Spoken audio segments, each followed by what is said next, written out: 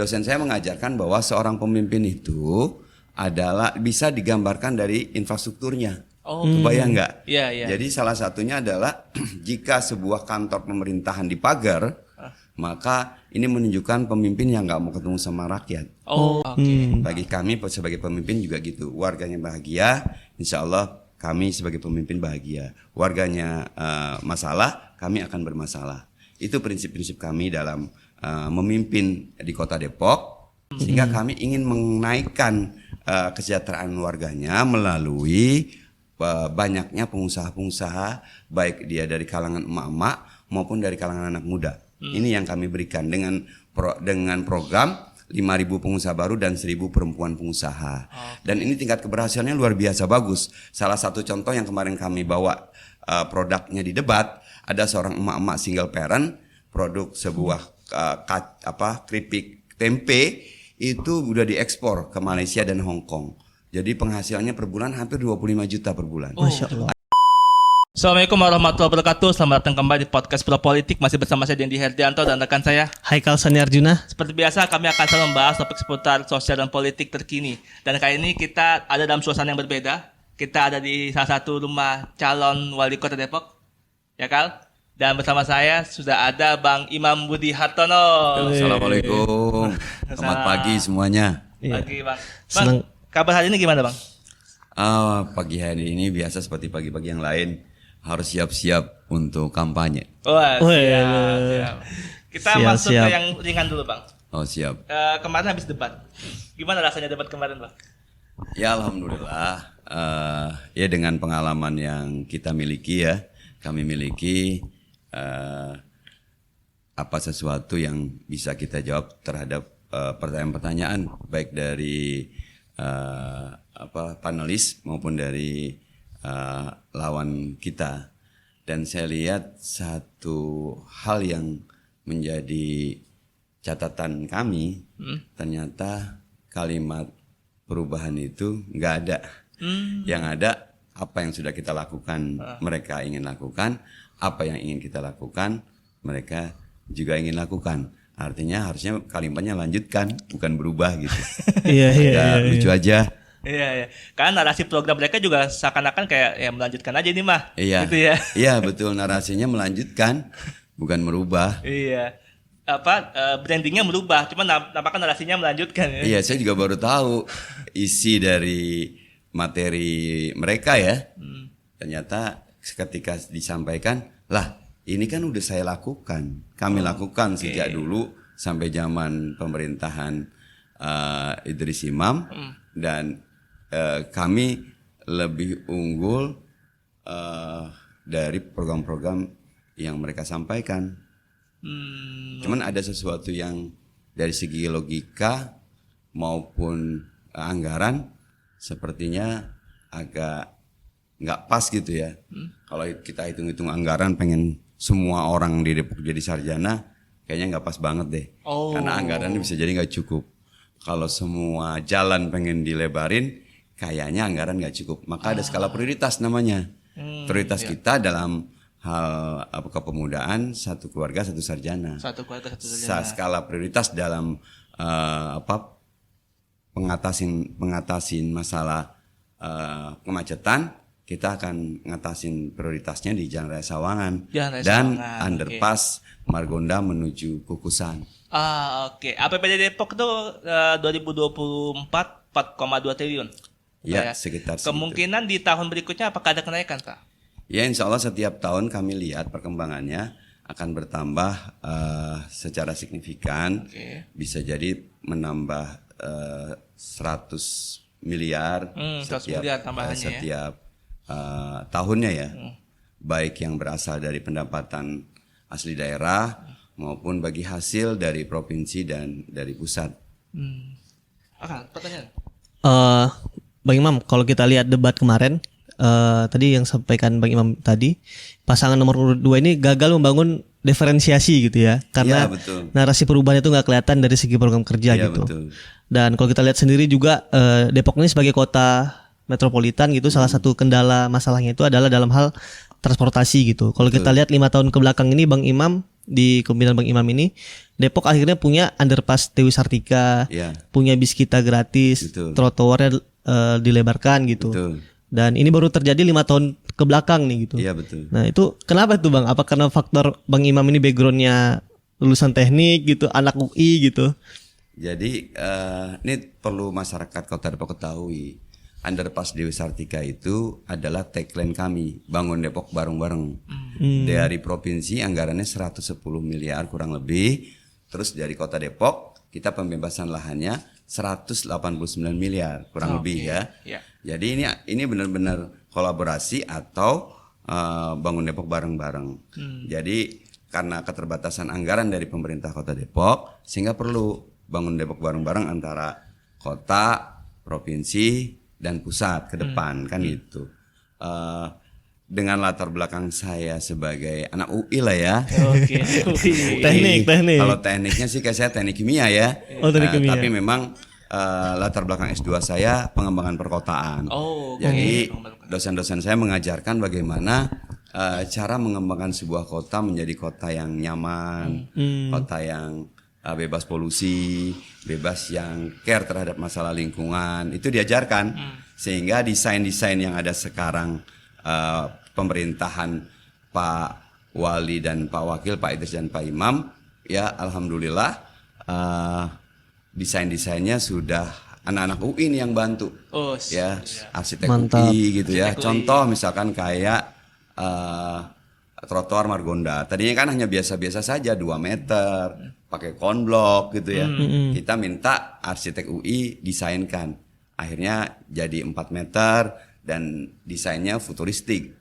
Lalu contoh yang lain seperti DOS, Depok Open Space. Depok Open Space. Ya. Dosen saya mengajarkan bahwa seorang pemimpin itu adalah bisa digambarkan dari infrastrukturnya. Kebayang nggak? Iya. Jadi salah satunya adalah jika sebuah kantor pemerintahan dipagar, maka ini menunjukkan pemimpin yang nggak mau ketemu sama rakyat. Alhamdulillah saya dengan Pak Wali bersepakat bahwa pagarnya dibuka dan di depannya dibangun Depok Open Space. Ya, bahkan sekarang ada Depok Open Space yang berikutnya untuk membuat jogging track di mana warga Kota Depok bisa lari pagi, bisa nongkrong-nongkrong, bisa speak up gitu ya, tanpa kami khawatir terjadi apa-apa. Ya justru kami ingin mendekatkan diri kepada warga, kepada masyarakat. Itu salah satu materi dalam kuliah saya. Sehingga itu diaplikasikan dalam sebuah infrastruktur yang mendekatkan pemimpin kepada warganya. Jadi kalau wali kota dari lulusan UI itu memang beda Bang ya. Tapi harus UI yang lulus Bang ya. Kalau nggak lulus belum tahu kita ya. Ya bismillah insyaallah ya. Karena saya ngajak kepada teman-teman UI, yuk kita jangan belajar aja di UI. Depok sebagai kota kita menimba ilmu, yuk bantu Depok, bangun Depok bareng-bareng untuk Depok bisa sama UI sehingga bisa lebih dikenal kota yang memang baik di Indonesia maupun di dunia. Harapannya begitu. Karena saya belajar pengembangan perkotaan, seluruh kota-kota di dunia saya potret dan diajarkan bagaimana pengembangannya. Menarik. Nah, masa perkotaan kabarnya Bang Imam akan membuat jalan terusan Juanda Kukusan. Juanda Kukusan, kemudian ada flyover Tawangan. Bang, dengan kenaikan APBD 100 miliar. Ya kan diprediksi ya, kenaikannya 100 miliar. Itu cukup nggak untuk pembangunan itu? Iya, jadi permintaan underpass Margonda Kukusan itu permintaan Rumah Sakit UI yang pada saat itu Presiden Jokowi datang ke sana. Ya alhamdulillah Pak Jokowi memerintahkan kepada Kementerian PUPR dan Kementerian Perhubungan bantuin Depok. Ya mereka siap berkolaborasi dengan Kota Depok asal Depok membebaskan lahannya. Alhamdulillah kalau dari Margonda sampai rel kereta itu sudah bagus, tanahnya, lahannya sudah milik pemerintah Kota Depok. Tinggal dari rel kereta sampai ke Kukusan, kami insya Allah dengan APBD yang kami miliki sama seperti underpass Dewi Sartika, mudah-mudahan kami bisa membebaskan lahan untuk keperluan jalan tembus dari Margonda sampai ke Kukusan. Nah, untuk Jalan Raya Sawangan ini memang jalan nasional. Ya, kami ada tahapan-tahapan dalam pembangunan, kan ada jangka pendek, jangka menengah, jangka panjang gitu. Nah, jangka pendeknya itu kami buatkan dulu desain engineering detailnya. Seperti apa sih yang ingin kita bangun di Sawangan? Nggak asal pengen bangun, tapi nggak ngerti mau apa yang mau dibangun kan gitu. Ya, kita melihat titik-titik kemacetan di Sawangan itu, diantaranya depan pintu tol Rangkapan Jaya, di Parung Bingung, di Tugu Sawangan. Ya, jadi jangka menengahnya nanti mudah-mudahan dalam tahun kedua atau tahun ketiga kami akan lebarkan yang titik-titik kemacetannya. Ya, sembari kita paralel ya diskusi koordinasi dengan DPR RI. Karena kami punya anggota DPR RI dari PKS itu 2, dari Golkar 3. Ya, yang katanya kita sudah bicara dengan mereka akan bantu untuk komunikasi dengan Kementerian PUPR. Komisi 5 tuh Bang ya. Komisi 5, ya. Dan salah satu janji anggota DPR RI juga begitu. Pengen Jalan Raya Sawangan mereka perjuangkan untuk dilebarkan. Ya, bahkan kata mereka ingin dibuat jalan layang Sawangan. Makanya Imam Ririn membuat visualisasi yang mungkin warga Depok udah melihat 3G-nya ya. Seperti itu. Kami berharap desainnya kalau nanti dibangun oleh Kementerian PUPR, mudah-mudahan tidak jauh dari apa yang kita bayangkan, yang kita buatkan desainnya. Nah, ini mudah-mudahan warga Sawangan memahami tentang hak dan kewajiban dari pemerintah pusat yang berkolaborasi, yang bangun Depok bareng-bareng bersama kami, Imam Ririn. Luar biasa. Mantap. Emang Jalan Raya Sawangan menjadi isu yang selalu jadi gorengan kayak di media ya. Macet mulu. Wah. Saya sudah sampaikan juga bahwa kota-kota di Indonesia, terutama yang kota-kota besar, pasti punya kemacetan yang sama. Kayak DKI Jakarta, apakah tidak macet? Macet. Walaupun udah dilebarin tetap macet. Nah, ini kan polanya yang harus kita sampaikan kepada warga. Yuk kita aktifkan diri kita ya untuk bisa menaik transportasi publik. Karena sebesar apapun jalan akan dilebarkan, tetap akan macet jika kita masing-masing menggunakan transportasi pribadi. Bayangkan satu keluarga sekarang di Depok misalkan punya motor lebih dari 1, punya mobil. Memang kesejahteraan di kota Depok ini luar biasa, termasuk kota termiskin. Kota angka kemiskinannya terendah se-Indonesia kan gitu, 4 terendah se-Indonesia. Sehingga alhamdulillah banyak orang yang punya kendaraan, jadinya indikatornya banyak orang punya kendaraan. Sehingga Depok jadi macet. Bayangkan kalau kota kita miskin, mungkin banyak orang nggak punya kendaraan, bakalan nggak bakalan macet. Maka kami ingin memberikan konsep, ayo naik transportasi publik. Selain mengurangi polusi, mengurangi macet, dan juga membantu warga, terutama para supir angkot nih yang mengejar setoran kan gitu. Semakin orang banyak punya kendaraan pribadi, mereka semakin sepi. Nah, nanti kita akan perbaikilah kondisi angkot. Kita sudah punya pilot project D10A, angkot berbasis AC, supirnya digaji, yang punya angkot ada bagi hasilnya. Jadi insya Allah kami sudah punya konsep itu.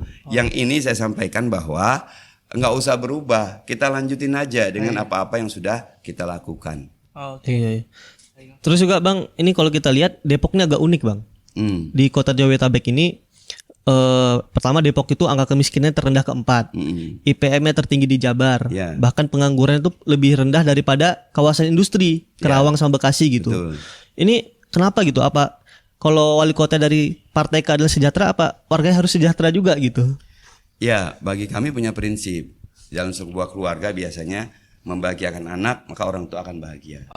Bagi kami sebagai pemimpin juga gitu, warganya bahagia, insya Allah kami sebagai pemimpin bahagia. Warganya masalah, kami akan bermasalah. Itu prinsip-prinsip kami dalam memimpin di kota Depok. Dan alhamdulillah Depok itu kotanya bukan kota industri, kota perdagangan.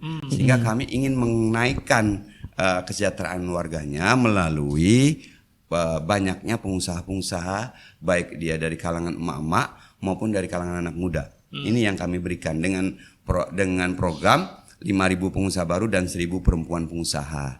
Dan ini tingkat keberhasilannya luar biasa bagus. Salah satu contoh yang kemarin kami bawa produknya di debat, ada seorang emak-emak single parent produk sebuah keripik tempe itu udah diekspor ke Malaysia dan Hong Kong. Jadi penghasilannya per bulan hampir 25 juta per bulan. Masya Allah. Ada lagi anak muda usia 20-an lah ya. Mereka dagang es kobok, tadinya penghasilannya hanya 4 juta per bulan. Ketika kami latih, kami bimbing, kami kasih izin, kami latih kemasan, sekarang sudah 295 juta per bulan. Itu luar biasa. Kami juga kaget. Wah, kalau tahu begini mendingan gak usah jadi wali kota kan gitu ya. Lucuannya begitu kan. Mendingan jadi pengusaha, ya penghasilannya luar biasa. Ya. Selamatlah kepada adik-adik kita, ya anak-anak muda yang ikut pelatihan wirausaha baru dari pemerintah Kota Depok. Insya Allah kami akan teruskan lanjutkan program 5.000 pengusaha baru dan 1.000 perempuan pengusaha. Oke. Bang, tapi kemarin disinggung Bang, program ini hanya untuk kalangan tertentu doang, rasanya Bang. Itu gimana Bang, tanggapan Abang? Iya, mungkin definisi tertentu bagi mereka adalah orang yang nggak mampu. Alhamdulillah kalau tertentu itu orang nggak mampu, ya. Jangankan untuk kelompok kami ya, untuk lawan kami aja, kami kasih jabatan seorang sekda. Wah. Iya. Tapi Bang Imam kapan terakhir WA sama Pak SS Pak? Kemarin juga speaking kok. Kami kan kalau dalam pilkada ini bukan perang ya, tapi ini pertandingan lah. Kompetisi Pasti ya. ada lawan, ada kami, ada lawan. Nanti setelah pilkada ya memang kawan lah gitu. Artinya selesai dalam pertandingan ya udah, siapa yang juara itu kita kasih sebuah selamat lah ya. Iya. Jangan sampai dibilang ini adalah perang. Musuh tuh nanti bisa jadi seumur hidup. Enggak, ini ada sebuah kejuaraan atau festival pilkada, sehingga kita santai aja. Enggak perlu ada hal-hal yang sesuatu yang membuat kita jadi masalah di kemudian hari.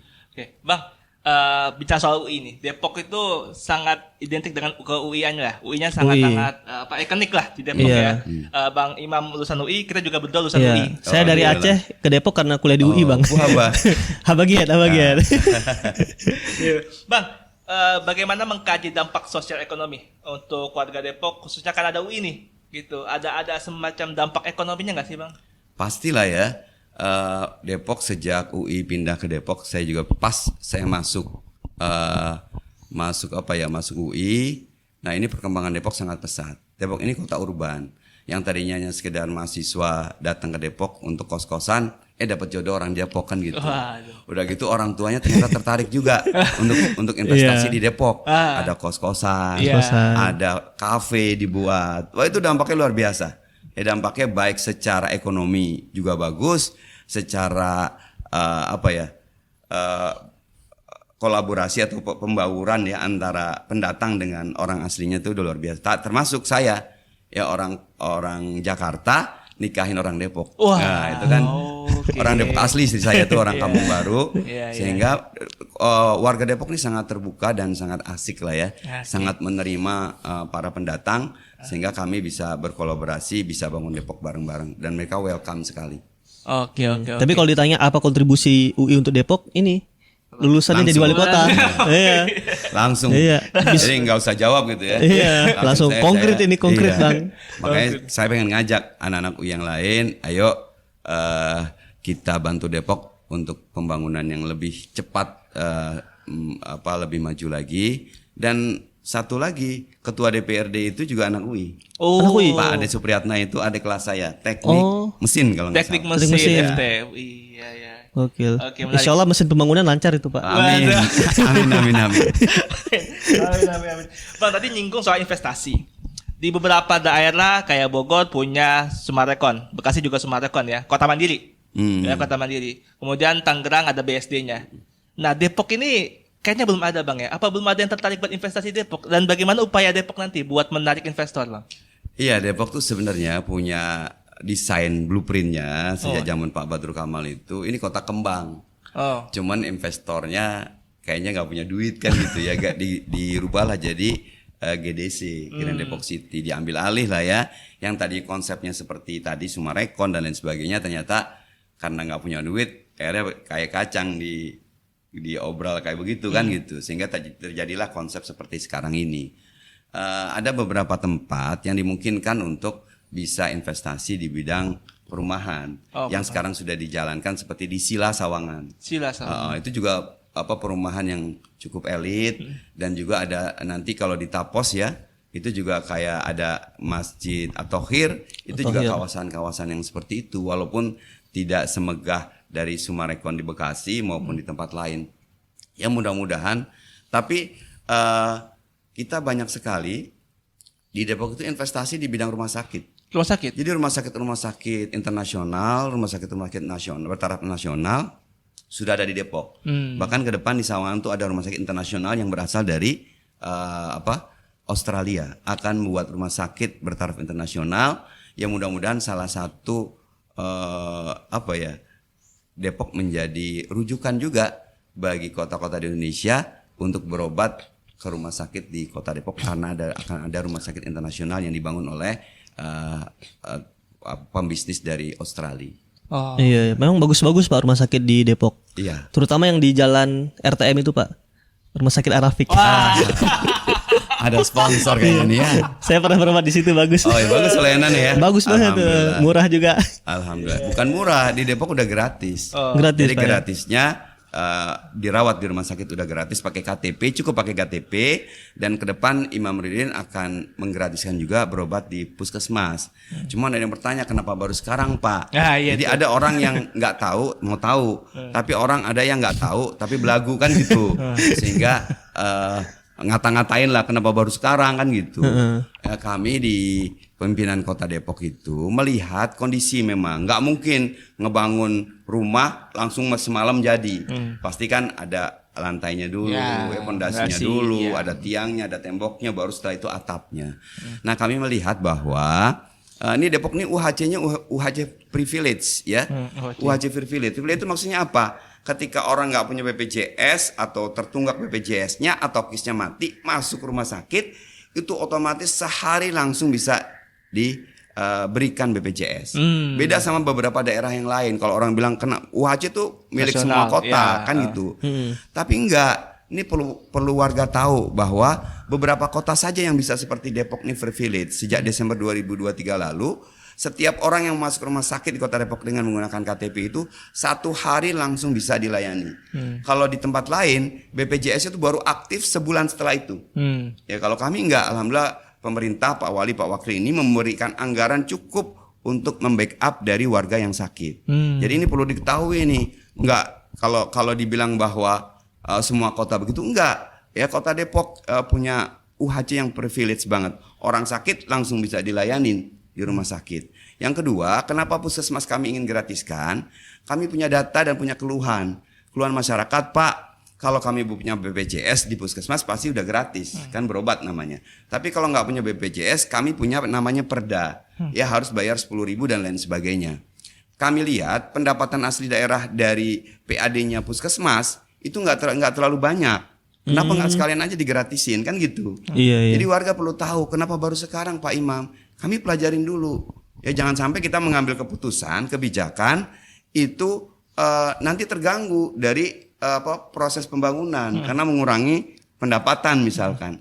Nah kami lihat ternyata pendapatannya tidak terlalu signifikan sehingga kami melihat data tersebut mengambil keputusan insya Allah kami bisa menggratiskan karena PAD dari puskesmas yang non BPJS hanya 10 miliar. Jadi kami putuskan oke, kami gratiskan puskesmas. Ini jangan sampai salah pengen gratis ini pengen gratis itu ternyata nggak ngelihat datanya. Kami kalau ingin membuat kebijakan pasti berbasis data. Ya, tapi ini bahaya juga nih Pak. Kalau di Depok kesehatan gratis, penganggurannya dikit, kemiskinan dikit nih orang-orang Bekasi pindah ke Depok Pak. Benar. Bahaya nih Pak. Kayak enakan di Depok deh gitu.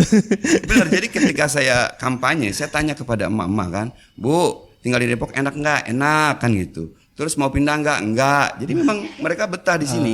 Yang kedua adalah ternyata urbanisasi di Kota Depok itu tertinggi di Indonesia. Jadi banyak orang yang datang sejak habis lebaran nih, pasti banyak orang datang ke Depok. Penambahan penduduknya luar biasa termasuk di Depok. Nah, kenapa Depok juga mungkin bertambah stuntingnya, terus juga dan lain sebagainya itu bisa jadi bukan penduduk yang yang asli yang di sini. Ada orang datang gitu ya. Nah, dia menambah dari jumlah angka stuntingnya naik misalkan. Iya. Atau penganggurannya naik misalkan. Karena ternyata ada urbanisasi baru gitu. Kalau yang udah lama di Depok, alhamdulillah data-datanya ada di kami dan kami punya program untuk mengatasi masalah-masalah tersebut.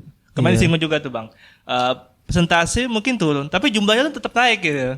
Itu katanya kayak gitu Bang. Nah ini kan memang kalau seseorang kerja tuh nggak fokus begini, fokusnya hanya di bidang politik doang gitu. Ya seorang paling tinggi di birokrasi membuat pernyataan itu sangat disayangkan. Menurut kami sangat disayangkan. Ya kalau ngomong begitu harusnya pakai data. Ya datanya apa? Ya semua daerah begitu. Tapi kan yang dilihat presentasinya bukan angka kuantitatifnya kan. Lucu aja gitu. Kayak nggak ngerti statistik saya gitu nggak Bang. ngerti statistik. Iya. Kalau mau proporsional pakai statistik bukan jumlah gitu. Statistik dalam menentukan sebuah kota itu nggak mungkin angkanya. Nanti akan timpang tuh. Misalkan kayak di sebuah kota yang kecil yang penduduknya hanya 200 ribu misalkan, persentasi kemiskinannya angka kemiskinannya 10 ribu kan misalkan atau 20 ribu. 20 ribu per 200 ribu itu udah berapa? 10%. 10%. Jadi kalau Depok angka 2 juta terus 60 ribu ya lebih gede mana? Lebih gede Depok. Ya nggak bisa dinyatakan seperti itu kan gitu. Nyatakan dengan apa? Dengan angka presentasi boy. Nah, kan gitu. Itu mungkin bukan berdasarkan jumlah angkanya. Memang besar. Artinya kalau ketika dilihat angka memang besar, tapi presentasinya kecil. Dan kami akan terus mengatasi persoalan-persoalan yang ada. Dan kami udah tahu, nggak usah diomongin juga tahu kan gitu. Yang akan diambil kebijakan.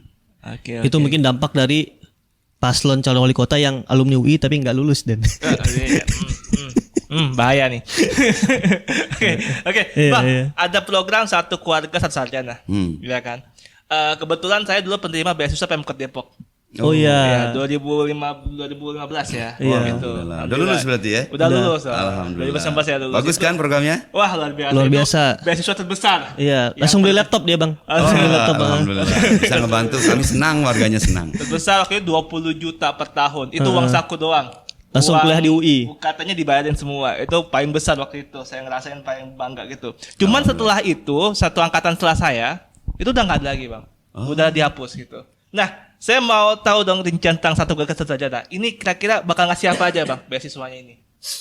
Iya, beasiswa itu udah kami lakukan sejak 2 tahun lalu. Tahun lalu 100 orang, tahun ini 150 orang. Jadi memang keterbatasan anggaran kami membuat anggaran itu sebanyak itu.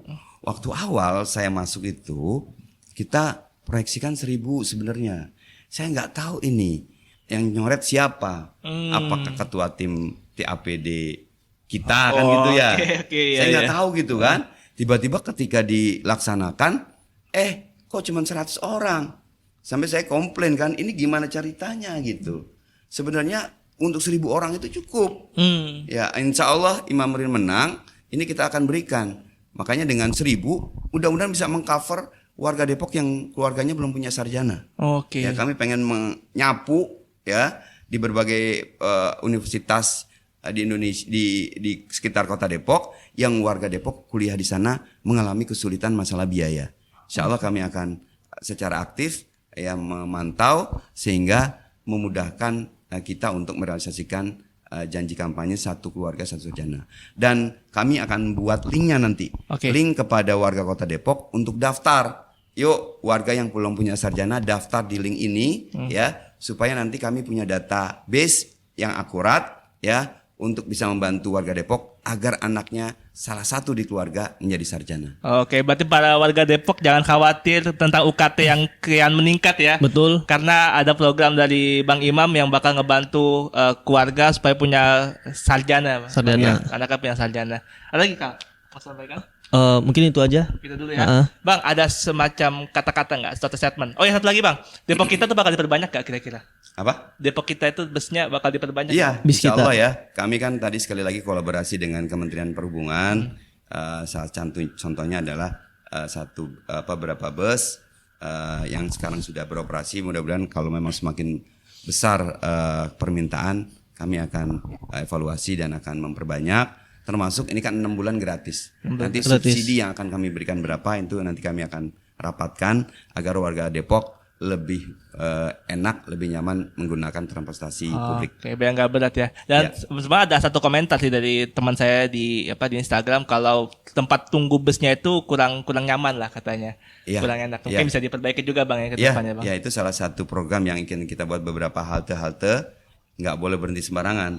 Nanti halte-halte akan kami buatkan agar masyarakat Kota Depok yang ingin menaik bus kita di halte yang memang terlindungi dari panas dan hujan. Siap, Bang. Terakhir Bang, ada satu advice atau semacam nasihat atau ya semacam arahan gitu ya terkait dengan apa yang akan Abang lakukan untuk Depok ke depan dan bagaimana Abang menyampaikan aspirasi masyarakat untuk Depok. Closing statement lah. Ya warga Depok, khususnya anak-anak muda, emak-emak, ya para warga Kota Depok semuanya, baik Ustadz, Ustazah, Habib, pendeta, rohaniawan, yuk kita lanjutkan pemerintahan yang sudah baik yang dipimpin Pak Kiai Muhammad Idris. Kami mohon doa, mohon dukungan. Imam Muhyiddin akan maju di Pilkada Depok 2024 ini. Semoga dapat dukungan dan kami bisa melanjutkan program-program yang sudah bagus dan mengisi program-program yang belum ada sehingga Depok bisa lebih baik lagi. Jalan-jalan ke Tanah Baru, jangan lupa pakai sepatu. Kalau pengen Depok tambah maju, coblos nomor 1. Teman-teman semua, itulah perbincangan kita dengan Bang Imam, calon wali kota Depok nomor urut 1, dan pilihan ada di tangan kalian. Pilih yang menurut kalian paling rasional untuk dipilih, pilih yang menurut kalian paling make sense untuk kalian pilih untuk Depok yang lebih baik. Dari saya sekian. Ya, jangan lupa 27 November datang ke TPS. Datang ke TPS, coblos yang paling menurut kalian rasional untuk Depok yang lebih baik. Terima kasih. Wassalamualaikum warahmatullahi wabarakatuh. Bye bye.